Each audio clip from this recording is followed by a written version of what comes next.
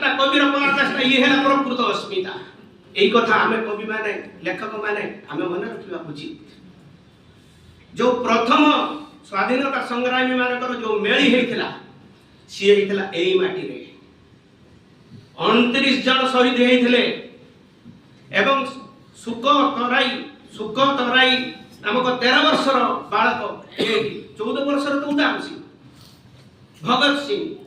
ये सब 14 वर्षर 13 वर्षर 12 वर्षर 13 वर्षर से शहीद होते एवं सर्वप्रथम नारी स्वाधीनता संग्रामी परिबेह आज यही माटीर शहीद होते। एक आम इतिहास बही आम पिला पढ़ा जाऊँ कि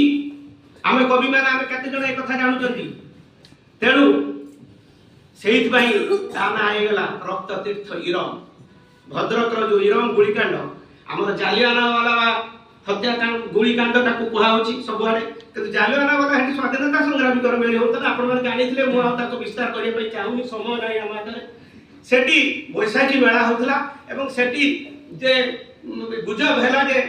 से गोड़े स्वाधीनता संग्रामी 2 जन दाबीदार पशि जाइछन्ति तेणु जो डायर थिला से आखि बुर्चा अत अच्छा गुड़ी चलैला से स्वाधीनता संग्रामी मानकर मेली नथिला। स्वाधीनता संग्रामी मानकर मेली थिला कोटा ना एटा मोर एटा कहिबार उचित एटा स्वाधीनता संग्राम कथा कहैनि कि इतिहास कहैनि मु एटी कहिबार उचित या साहित्य सहित केमि संपर्कित एई जो मेली हेतिला एई जो हैला स्वाधीनता संग्राम इतिहास अक्षर रक्त अक्षर लेखे एई रक्त भितर हैला तार प्रच्छद पटरे गुटे भूमिका जदि बलिष्ठ भूमिका थिला से थिला गुटे कविर आपण माने होय तो के जानि थिबे जदि न जानि थिबे जानतु जदि जानि थिबे आउ थरे ताको स्मरण करंतु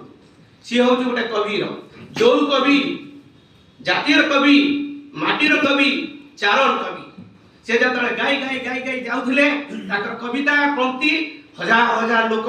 ताका पछरे लाइन मानिकी पताका धरिकी चलीथिले मुक्तिर पताका धरिकी से चालुथिले रक्त गरम हो जाउथला सेतले से आवश्यकता थिला माटीर कथा से कहउथिले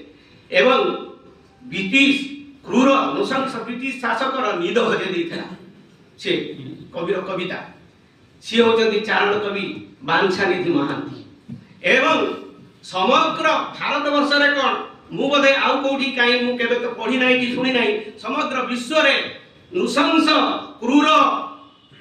ब्रिटिश शासन काल रे तांकर आधिपत्य बेले रे गोटे स्वतंत्र देश होइतिला जार गोटे स्वतंत्र प्रशासक एडमिनिस्ट्रेशन थिला स्वतंत्र सिक्युरिटी थिला ताना होती बांछानिधि चकला से हेइतिला गोटे कवि नाम रे से बांछानिधि महाती नाम रे ये गोटे कविर पराकाष्ठा केई जण कवि सेमति कवि अछंती आमे केई जण सेमति कवि होई परिबा तेणु गोटे कविर आपण देखतो भूमिका गोटे कवि कोन करि